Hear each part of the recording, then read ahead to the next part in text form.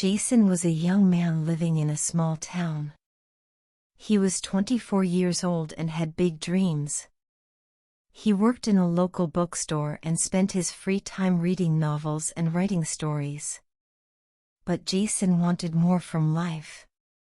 He didn't want to live in the small town forever. He wanted to be a writer in the city. One day, he received an email from a famous publishing company in the capital city. They had read a short story he posted online. They liked it and wanted to meet him. "We would like to meet you in person and discuss your future," the email said. "Please come to our office next Monday at 11:30 a.m. Jason's heart beat fast. This could be his big break. His hands shook as he typed a reply. "Yes. I would be honored to come. Thank you very much." He immediately began to make plans. The capital city was 3 hours away by train. Jason looked up train times. He found one that left at 6 a.m. and would arrive at 9:15 a.m., giving him plenty of time. He circled Monday in red on his calendar. "This is it," he said to himself. "One meeting. One chance." The week passed slowly. Jason thought about the meeting every day. He planned everything carefully. He set up a checklist. Print my stories, buy new shoes, set 3 alarms, pack my bag, book train ticket. He didn't want to take any risks. He bought new clothes. He even practiced how to talk and smile confidently in front of his mirror. On Sunday night, he packed his bag with his printed stories, a notepad, a pen, and a bottle of water. He checked the clock, 10 p.m. time to sleep. He set 3 alarms, 4:30 a.m., 4:35 a.m., and 4:40 a.m. "I can't miss this train," he said. "No mistakes." But that night, he couldn't sleep. He kept thinking about the meeting. What if they didn't like him? What if he froze and couldn't speak? What if he lost his chance? Finally, he fell asleep around 2 a.m. Beep. Beep. Beep. Jason woke up and looked at his phone. 7:12 a.m. His heart stopped. No, he shouted. He grabbed his phone. None of the alarms had gone off. Then he saw the problem. His phone was on silent and airplane mode. He must have hit the wrong button when setting the alarms. He jumped out of bed and pulled on his clothes. His watch said 7:15. The train had left over an hour ago. He sat on the edge of his bed in silence. He couldn't think. His mind was blank. Did he lose his chance? Was it over? Then he stood up. No, not yet. Maybe I can still make it with a later train. He opened his laptop, searching again for train times. The next train was at 8 a.m., arriving at 11:20 a.m. "It will be close," he whispered, "but I might just make it." Jason didn't have time to eat or shower. He grabbed his bag and ran out the door. The train station was 20 minutes away. He called for a taxi. "Please come fast," he shouted into the phone. He paced back and forth while waiting. The minutes felt like hours. Finally, a small yellow car arrived. "To the station, fast." "I need to catch a train at 8 o'clock, he told the driver. The driver nodded and stepped on the gas. Jason stared at his phone the whole ride. 7:38. 7:43. 7:49. They reached the station at 7:52 a.m. There was no time to buy a coffee or use the bathroom. He rushed to the ticket counter. The woman shook her head. No more seats. Jason's heart dropped. Please, he begged. Just one ticket. Standing is okay. Sorry, she said. Train is full. He looked at the clock, 7:55. This can't be happening. A race against time. Jason stood at the train station in shock. The clock said 7:55. His heart pounded. He had missed the early train. Now the 8 a.m. train, the backup plan, was full too. This can't be happening, he whispered. His dream was slipping away. He thought fast. There must be another way. There must be. He opened his phone and searched for bus options. Most buses would arrive too late, after 12 p.m. That was no good. The meeting was at 11:30. Then he checked a ride-sharing app. There was one driver going to the city, leaving in 10 minutes from the other side of town. Estimated arrival time? 11:05 a.m. Jason didn't think twice. He booked the ride and started running. He raced through the station and down to the street. He waved for a taxi, but none stopped. Cars flew by. He ran 3 blocks to a busy intersection, panting. Finally, a taxi pulled up. To North Mall parking lot, fast. Jason told the driver. I have to meet a car in 5 minutes. The driver shook his head but drove quickly. As they pulled up to the parking lot, Jason saw a gray car with its lights on. He threw cash at the driver, grabbed his bag, and ran. Are you going to the city? He asked the man beside the car. Yes, and you must be Jason, the man smiled. I almost left. Jason climbed into the car.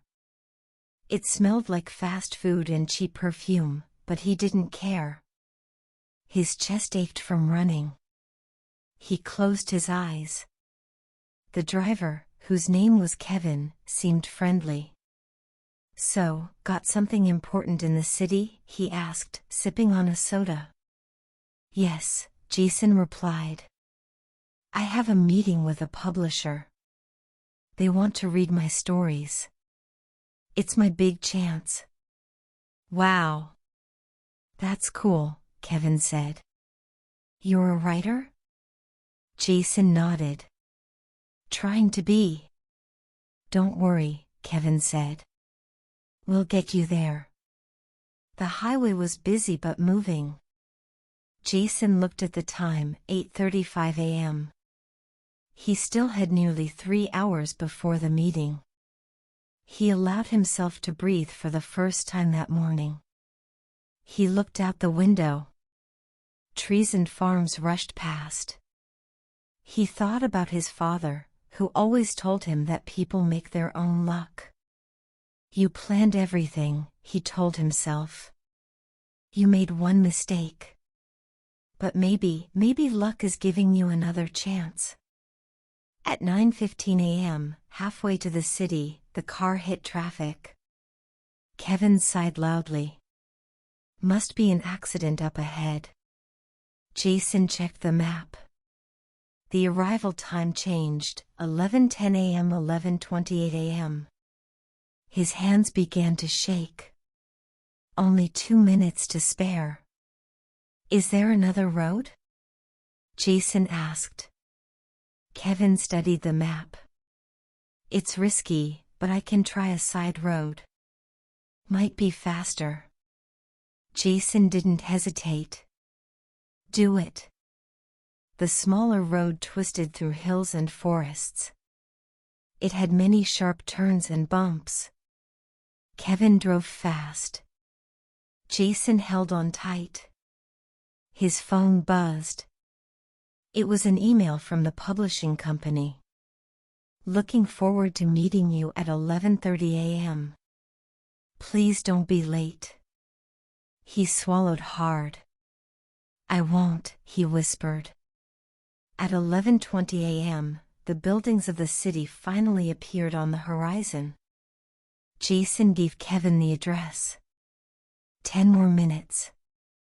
That's all he needed. But then, traffic lights. Red. Red. Red.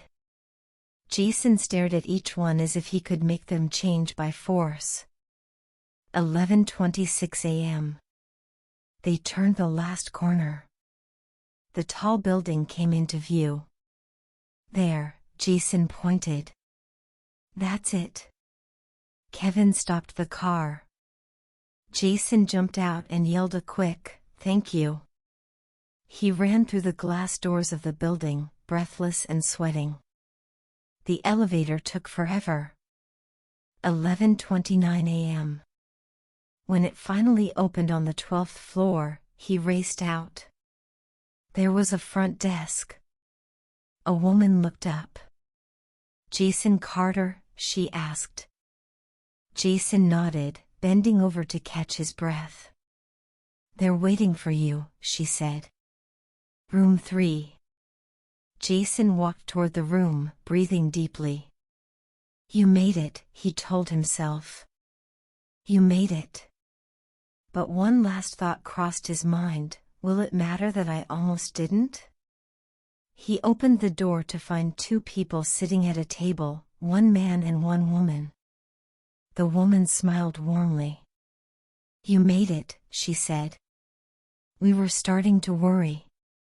Jason sat down and opened his bag, careful not to show how shaky he felt.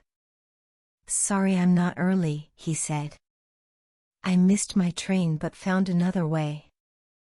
I really didn't want to miss this chance." The man gave a small nod. "Tell us about yourself, Jason." And so, he did. The meeting, Jason's heartbeat was loud in his ears as he sat across from the two people at the long meeting table. He straightened his back and tried to steady his voice. The woman spoke first.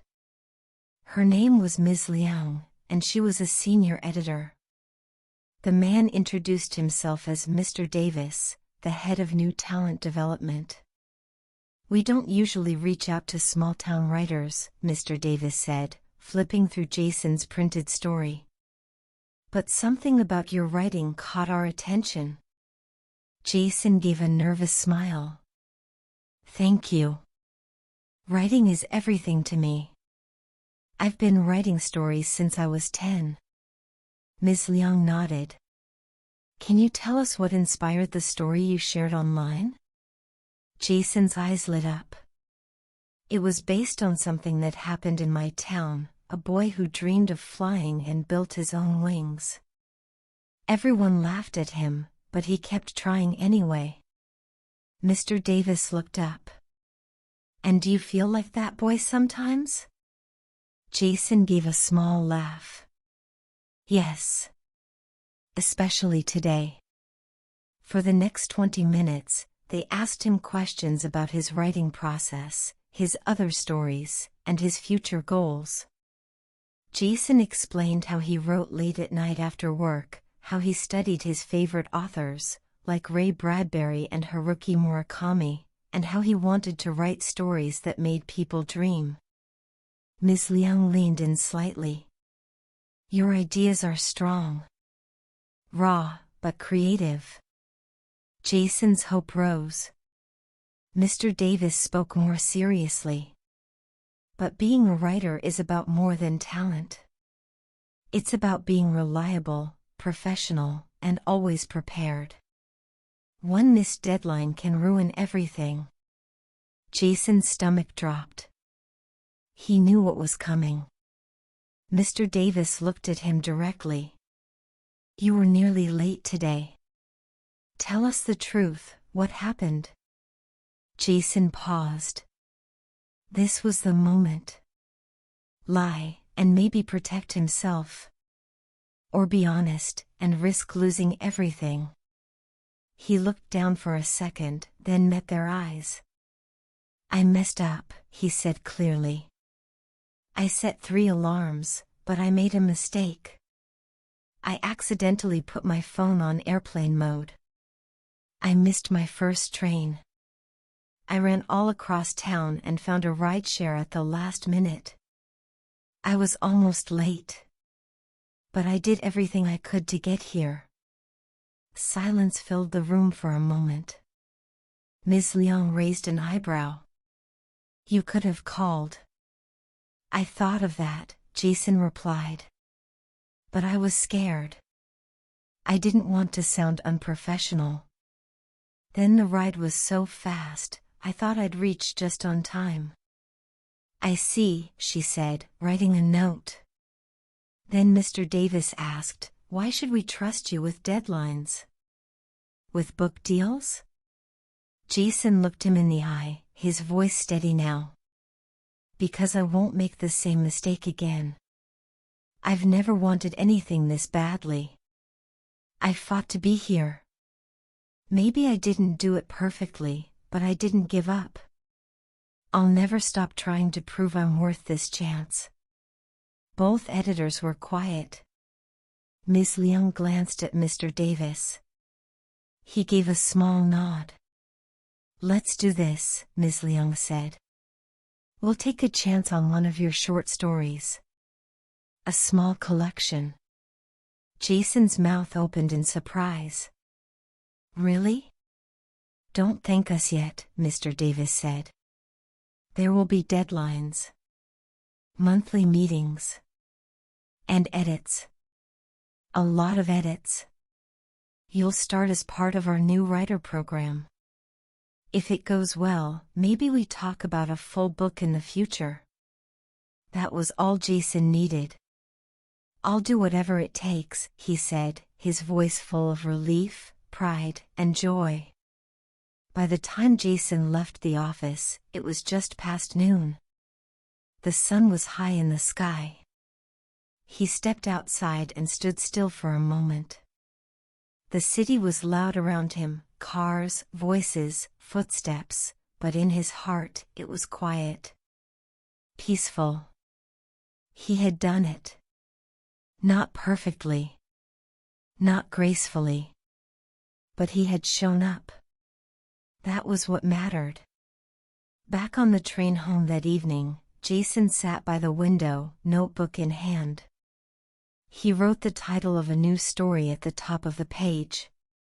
The day I missed the train, and still made it. He smiled to himself. Sometimes, one mistake can make you feel like everything is lost. But sometimes, a mistake makes you stronger. And if you keep going, that one lost chance can lead to a bigger one.